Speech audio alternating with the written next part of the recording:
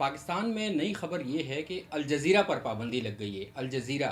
जो इस्लामी दुनिया का सबसे बड़ा न्यूज़ नेटवर्क है, उस पर पाबंदी लगा दी गई। पाबंदी इस मानों में लगाई गई कि उसकी जो वेबसाइट है यानी aljazeera.com, जो अंग्रेज़ी वेबसाइट है, और कितने लोग पाकिस्तान में उसको विज़िट करते होंगे, कितने लोग देखते होंगे, चंद लाख लोग, चंद हज़ार लोग, उसको बंद कर दिया गया है। और ये उस वक्त बंद किया गया है कि जब गुज़िश्ता रात पाकिस्तान की वजारत इत्तलात, जिसको चलाते हैं जनाब अताउल्ला तारड़, बड़े मिनिस्टर हैं पाकिस्तान के, और उनके फरमूदात अगर आप सुने, जिस किस्म के उनके मीडिया के हवाले से ख्यालात हैं, जो कुछ उनने देखा है, सुना है जितने अरसे में, और अगर हम उस पर तबसरा करने आएँ तो सिर्फ एक बयान ही उनका हालिया दौर में काफ़ी है। और जिस वजह से पाबंदी लगी है या लगाई गई है या गैर एलानिया तौर पर अल जज़ीरा की वेबसाइट को पाकिस्तान में उस तक रसाई मसदूद की गई या महदूद की गई है कि नहीं खुल रही थी आज वेबसाइट अल जज़ीरा की, aljazeera.com। तो कश्मीर का इशू है, और कश्मीर में भी इंतखाबात, इलेक्शन का इशू है। और ये वो इलेक्शन है कि जिसमें रावलाकोट में भी इलेक्शन ही नहीं हुए, लेकिन अताउल्ला तारड़ जो वफाकी वज़ीर इत्तलाआत थे, उन्होंने एक प्रेस कॉन्फ्रेंस में कहा कि पहले मरहले के इलेक्शन के बाद उन्होंने कहा कि रावलाकोट में 6 लाख वोट पड़े, अब वहाँ चंद हज़ार वोटर हैं, यानी लाख के लगभग वोटर हैं, लाख से भी शायद कुछ कम हैं, इतने ही हैं। और उन्होंने कहा था कि 6 लाख वोट पड़े और वहाँ अभी तक इलेक्शन ही नहीं हुआ। वहाँ एक तहरीक चल रही है जिसको अब कलअदम करार दिया गया उस कमेटी को, उस तंजीम को। लेकिन अल जज़ीरा की रिपोर्टिंग जो थी, जो मुजफ्फराबाद में इलेक्शन के दूसरे मरहला, मुजफ्फराबाद में जहाँ इलेक्शन हो रहे थे, वहाँ से जब अल जज़ीरा ने रिपोर्ट किया है, और कमाल हैदर सीनियर कॉरस्पॉन्डेंट है, बड़े सीनियर साफ़ी हैं, मंजे हुए साफ़ी हैं, और बड़े उनकी इज़्ज़त की जाती है सहाफ़त की दुनिया में। जो लोग उनको जानते हैं, जो उनके काम से वाकिफ़ हैं, जितनी गैर जानिबदारी से वो रिपोर्टिंग करते हैं, जितनी ऑब्जेक्टिवली वो रिपोर्टिंग करते हैं, जो मसाइल होते हैं, जिस तरीके से उसको वो सामने लाते हैं, तो उसको देखा जाए और उनकी उस रिपोर्ट को देखा जाए तो वो रिपोर्ट चंद हज़ार लोगों ने पाकिस्तान में उस वक्त देखी थी। लेकिन जब पाकिस्तान की वजारत इत्तलाआत ने आगे बढ़कर उसकी मजम्मत की और उसको येलो जर्नलिज्म, यानी हद देखें आप कि पाकिस्तान की वजारत इत्तलाआत अल जज़ीरा को येलो जर्नलिज्म कह रही है कि ज़र्द सहाफ़त कर रहे हैं। यानी पाकिस्तान का कोई वो छोटा मोटा अखबार नहीं है जो वजारत इत्तलाआत जिसको ABC सर्टिफाइड करके लाखों रुपए के सालाना या माहाना इश्तिहारात देती है और जिसमें कोई काम ही नहीं करता, डमी अखबार जिसको कहा जाता है। तो वो आजकल अगर उनको भी येलो जर्नलिज्म कोई कहे तो वो भी एक पहले बताना पड़ता है कौन सी खबर पे आप कह रहे हैं। और ये जिस रिपोर्ट पे उन्होंने येलो जर्नलिज्म का लेबल लगाया, जिस पे इल्ज़ाम लगाया पाकिस्तान की वजारत इत्तलाआत ने, उसने अपने लिए मजाक बना दिया, ख़ुद को मजाक बनाया दुनिया में। और अगर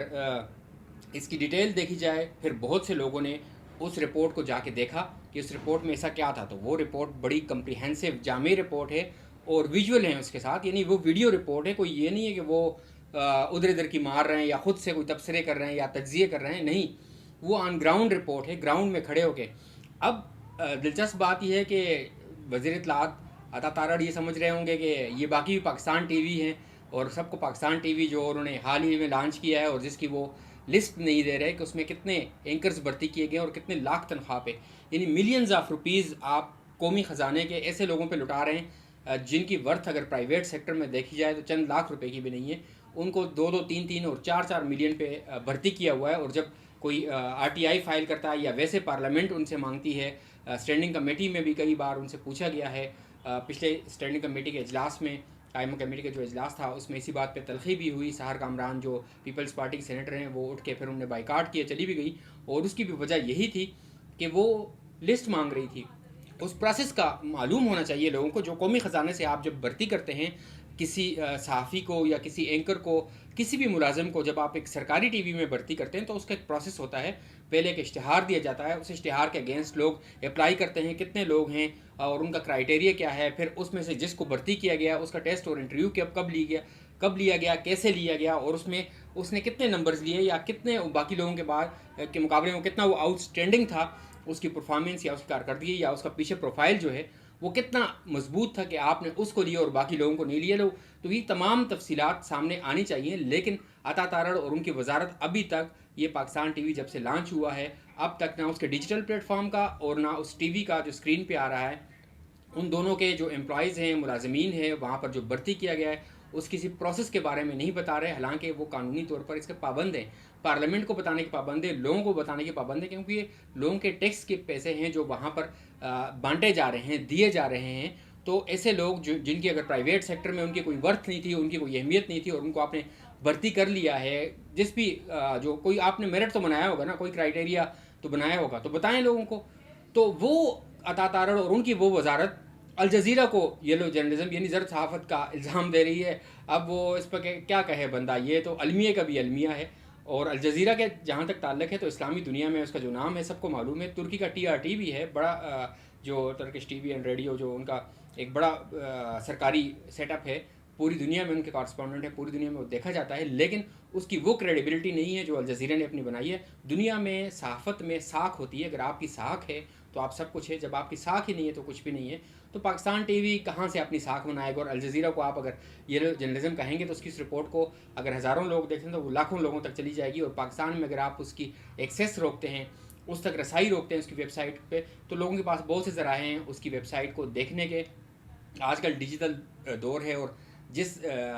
ٹیکنالوجی کا دور ہے، اس ٹیکنالوجی کے ذریعے اگر آپ یہ سمجھتے ہیں پابندی لگا دیں گے اور لوگوں کی آواز دبا دیں گے یا لوگوں تک انفارمیشن آپ روک دیں گے، تو یہ اپنی آپ کی خام خیالی ہے، اور دنیا بہت آگے نکل چکی ہے۔ اور جہاں تک الجزیرہ کی غیر جانبداری کا تعلق ہے تو وہ سامنے ہے کہ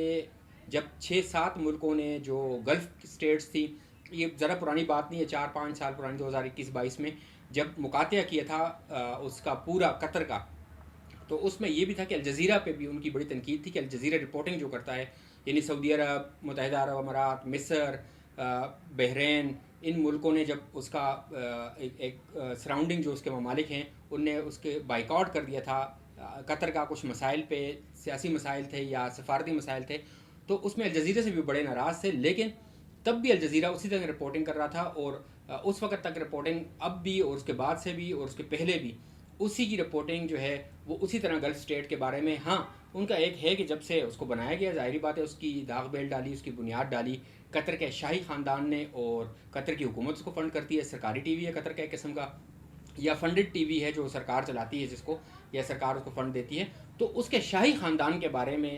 وہ رپورٹ نہیں کرتے، اس کے بارے میں کچھ ایسی بات نہیں کرتے۔ باقی وہ پوری دنیا، اپنے قریبی ممالک، اور ظاہری بات جب آپ جرنلزم کر رہے ہیں تو پھر آپ یہ تو نہیں کہیں گے کسی کے ساتھ سفارتی تعلقات متاثر ہوں گے جی جرنلزم سے، جرنلزم تو اپنی جگہ پہ ہے۔ اب پاکستان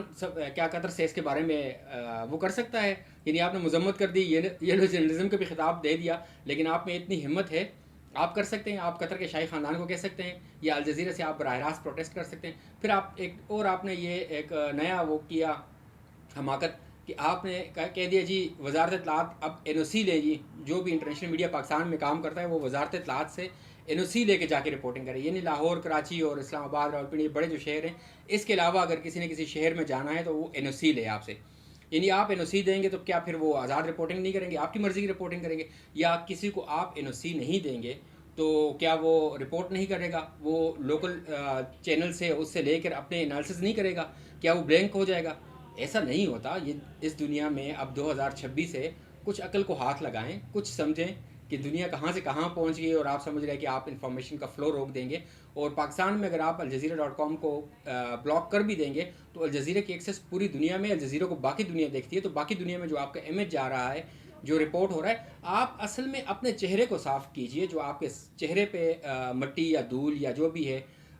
کالک ہم نہیں کہہ سکتے، جو بھی آپ کچھ ملا ہوا ہے یا جو نظر آ رہا ہے، تو وہ آئینہ اس کو اسی طرح دکھاتا ہے۔ آپ آئینے توڑنے کے بجائے اپنے آپ کو صاف کیجئے، اپنے جو ہے چہرے پہ کوئی آپ نظر دوڑائیے، آئینے میں غور سے دیکھیے کہ مسائل کہاں ہیں، اور جب لوگ عوامی تحریک کوئی بھی کسی بھی قسم کی اس کے بارے میں رپورٹ کرتا ہے کوئی انٹرنیشنل میڈیا، تو وہ آپ کا بھی موقف لیتا ہے کہ آپ جب کسی کو غدار بھی کہیں گے، دہشت گرد بھی کہیں گے، وہ 2 جملے آپ کے بھی ڈالے گا، اور باقی جو جن کے بارے میں آپ کہہ رہے ہیں ان کا بھی موقف لے گا۔ اس طرح تو نہیں ہو سکتا کہ آپ کہیں اور وہ بس PTV ہے یا ریڈیو پاکستان ہے یا APP ہے، سرکاری نیوز بلیٹن چلائے گا جس طرح آپ چلانا چاہیں گے۔ پاکستان میں تقریباً نجی میڈیا مر چکا ہے، اور جو میڈیا ہے وہ سارا وہی سرکار جو چلاتی ہے وہی چل رہا ہے۔ تو آپ یہ بھی چاہتے ہیں کہ اس کے وہ سارا کچھ ہوتے ہوئے، یعنی آپ اپنے ملک کے اندر تو سارا کچھ وہی دیکھ رہے ہیں۔ انگلش میڈیا دیکھتے کتنے لوگ دیکھتے ہیں، کتنے لوگ سمجھتے ہیں الجزیرہ کی جو کوریج ہے پاکستان میں، کشمیر میں اگر اس نے کر دی तो उसको कितने लोगों ने देखा या कितने लोग उसको समझे,